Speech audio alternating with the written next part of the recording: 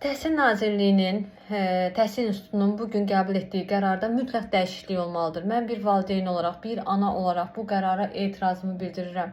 Çünki mənim övladım sentyabr ayından bu yana hazırlıqlara gedir. Liseyə, gimnaziyaya qəbul olmaq üçün hazırlıqlara gedir.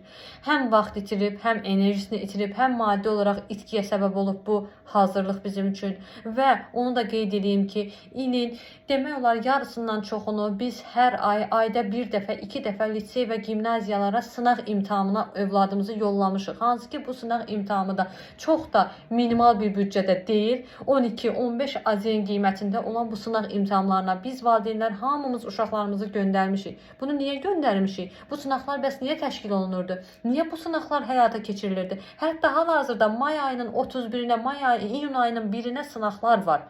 Həmin sınaqlara bilet alan insanlar var.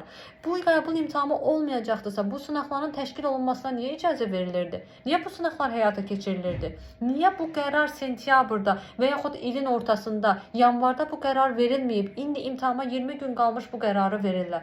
Bu haqsızlıqdır axı. Bu uşaqların təhsil hüququnun əlindən alınmasıdır. Bu valideynlərin hüquqlarının tapdalanmasıdır. Niyə belə rahat şəkildə bu qərar qəbul olunur? Bu qərarı niyə qəbul edirlər? Bu qərarı qəbul etməkdə məqsəd nədir? Niyə iminli 6-cı siniflərdən? Əgər qərardırsa, onda 4-dən edin, 5-dən edin, 7-dən edin. Niyə 6-cı sinifdən? Ya ləğv olunursa, bu indi ləğv olunmalıdır. İlin, bu semestrin bu vaxtında bu qərar niyə qəbul olunmalıdır? Bəs bu uşaqların əziyyəti necə olacaq? Bu uşaqların itirdiyi bu itkini kim qarşılayacaq? Aldıqları bu psixoloji travmanı kim qarşılayacaq? Kim onları da təhsilə sevdirə biləcək? Kim onlara deyəcək ki, gəlin oxuyun? Oxuyacaq o uşaqlar. Siz nə qədər uşağı təhsildən uzaqlaşdırdınız? Nə qədər uşaqda təhsilə qarşı olan həvəsi öldürdünüz? Niyə bunu eləyirsiniz? Niyə uşaqların təhsil həvəsini, təhsil sevgisini öldürürsünüz belə?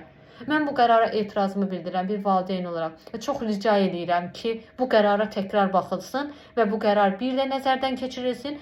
Bu haqsızlığı bu uşaqlara etməyin. Çünki ilin bu vaxtında imtahana 20 gün qalmış bu qərar qəbul olunmalı deyil. Bu valideyn hüququnun, bu uşaqların təhsil hüququnun tapdalanmasıdır.